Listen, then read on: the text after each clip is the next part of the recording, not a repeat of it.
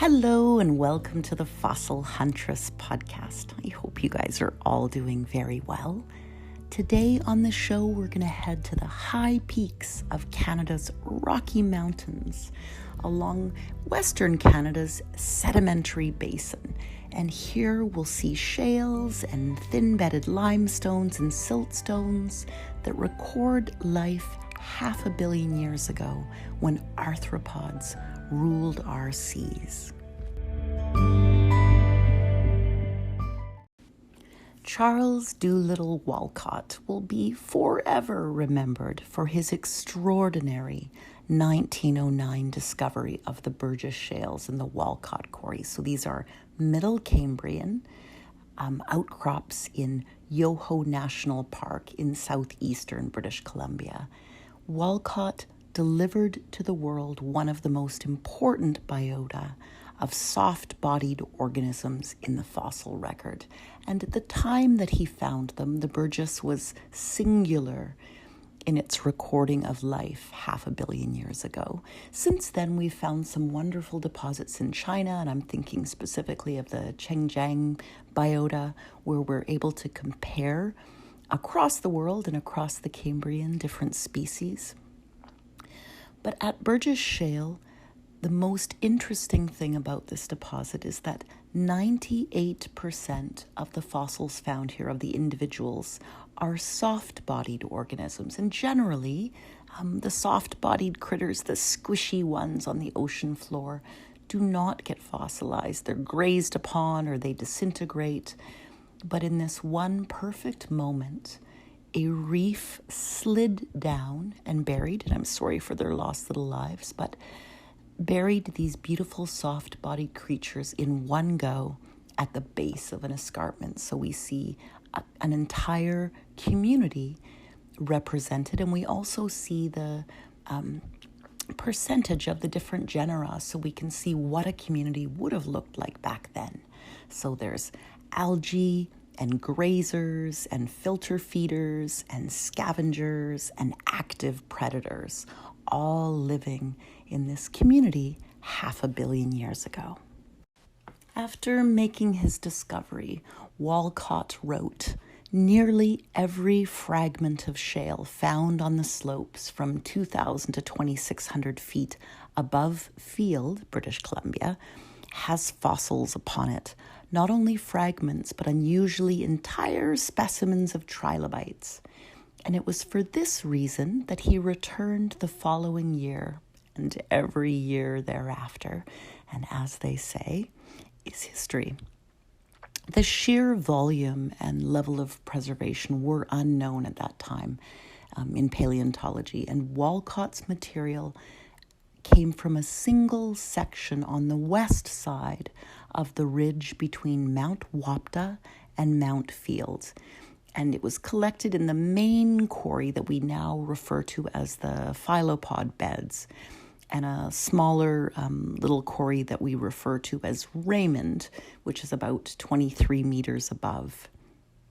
The Burgess Shale sections occur in the lower 2/3 of the Mount Stephen Formation. So this is the basal or lowest level of shales that abut against the steep face of the adjacent dolomite reef that we call the Cathedral Formation. And it's this Cathedral Formation, this Cathedral Escarpment, that would have slid down and created the wonderful preservation conditions that we needed to capture this snapshot back in time. For almost 70 years, we thought that the Burgess Shale was unique in its occurrence. And then in 1977, Canadian geologist Ian McIlwraith found that the Cathedral Escarpment, or the reef front, could be traced for about 20 kilometers southeast of Walcott's original find, and that the contact between the reef and these basal shales cropped out again on Mount Field and Mount Stephen, Mount Ottery, Park Mountain, and Curtis Peak. This was pretty exciting news. And Des Collins, who you may know from the Royal Ontario Museum, speculated that more localities of these soft-bodied fossils might be found in these basal shales near the contacts of a few other places like Aiken and along the lines of the Cathedral Escarpment. And he was quite right. So in the early 80s, so in 1981-82, Des organized some field work that led to the discovery of about a dozen new localities, and he published on those. If you're interested in the references and reading about them, I'll pop a link to the blog post, and if you scootle down to the bottom, you can find those papers and give them a read, and you'll hear the excitement in those publications. So the most promising of these new localities occurred in a large in situ block of pale gray siliceous shale about 1,500 meters southwest of the outcrop of the Cathedral Escarpment. So this is on the north shoulder of Mount Stephen. And it's about 5 kilometers almost directly south of what we now think of as the main Burgess Shale quarry. So the site was excavated by a Royal Ontario Museum party in the summer of 1983. And then they went back and did more field work through the mid 80s to about 1986, and we discovered many new species, including the arthropod Sancticaris. So that was described by Briggs and Collins, so Derek Briggs and Des Collins, in the late 80s, about 1988. So for all of these newly discovered outcrops, we've collected more and more specimens, about 98% of which are soft-bodied, the squishy critters that do not fossilize particularly well. There have been several 100,000 specimens collected and more than 150 species, new species written up.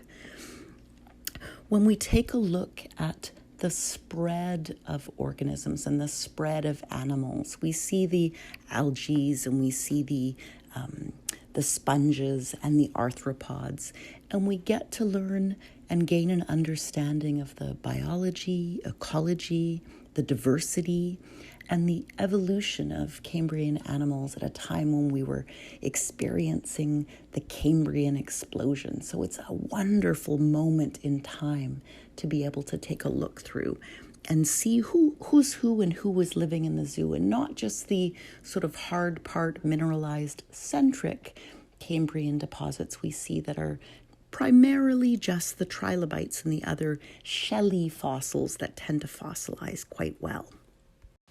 So what have we learned from all of these outcrops and all of this collecting? What was going on back in our middle Cambrian seas? From the specimens we've gathered, both in terms of the number of species and number of specimens, animals make up the majority of the community.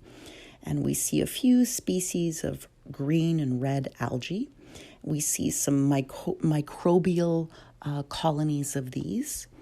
And the most important groups by far are the molting animals with their jointed limbs, so the arthropods, and of course the porphyras, the sponges. Most other groups are represented by fewer specimens and fewer species, so it was really a time when the arthropods and arguably the sponges ruled our seas. One of the other ways to understand ecological structure is to take a look at how each kind of animal or organism made a living. How did they get by? What did they eat? What was their mechanism for moving or floating or capturing food? So in the Burgess Shale communities, we see a lot of benthic forms. So these are animals that lived in or near the seabed. And benthic, and you'll see this in the literature, benthic animals can be infaunal, which means living within the seafloor sediment, so they were kind of squished down in the mud, or epifaunal, which means they lived on the seafloor, but on the surface, so not sort of bedded down in it. And then we also see nectobenthic, which means that they swam close to the seafloor. So they were up in the water column, but not way up in the water column. They were mostly down along the seafloor. And then there's a few animals from the Burgess Shale that didn't interact with the seafloor at all. So these were folks living entirely in the water column, and we call these the pelagic animals. And these were little pelagic swimmers that swam around, making a living up in the water column. Another way of looking at a community, particularly a marine community, so we've seen those who live or are around the bottom and those who are up, the pelagics up in the ocean, in the water columns. Another way to look at animals is their mobility. So the nectobenthic and the nectonic organisms were active swimmers, and the planktonic animals mostly drifted about passively rather than sort of actively swimming. And some of the infaunal and epifaunal benthic, so these are the folks living at the bottom or kind of smushed into the mud on the ocean surface. These were sessile, so they were fixed in one place, while others were mobile and able to move around. So some we see leaving trace fossils for us, so the little trilobites scooting along the ocean floor, filter feeding lovely little organisms from within those sediments. And we see their little marks on the seafloor, and occasionally we see these as trace fossils. So there was a whole host of ways of making a living. Some were swimming and predating, so preying on their other little community brethren. So it's a wonderful, wonderful way to view these communities.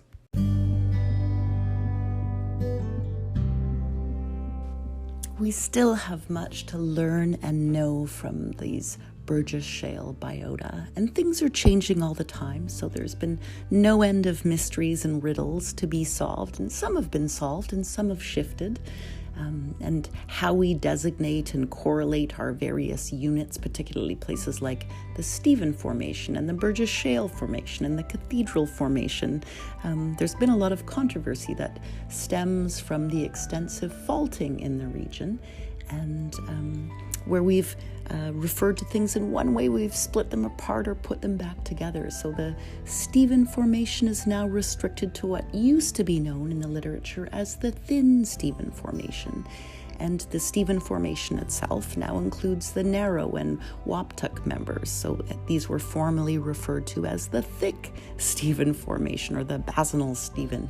And that is now called the Burgess Shale Formation. So the literature itself and our designations has changed over time. People still refer to the Walcott quarry and the phyllopod beds and the Raymond quarry, but the literature has changed.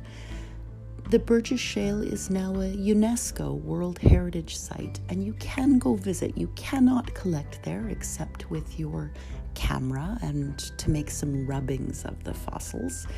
I will put a link in the blog post so that you can go there and do a guided tour. It's a bit of a hike, so you need sort of mid-level fitness to do it, but it is well worth these spectacular views. And you don't need to be super fit, but go up a couple of, maybe do 10 quick flights of stairs, and if you're able to do that and keep talking, then you're okay for this hike.